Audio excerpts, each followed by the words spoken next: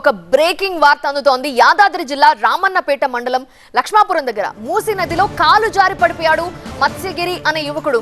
వరద ప్రవాహంలో చెట్టును పట్టుకొని గంట సేపు ప్రాణాలు కాపాడుకునేందుకు ప్రయత్నించాడు.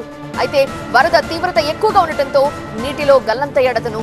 ఘటనా స్థలానికి రామన్నపేట పోలీసులు, రెస్క్యూ టీమ్స్ చేరుకొని యువకుడి కోసం గాలిస్తున్నాయి. బోట్ల సహాయంతో అతన్ని రక్షించేందుకు ప్రయత్నం చేస్తున్నారు పోలీసులు, ఎన్డీఆర్ఎఫ్ సిబ్బంది.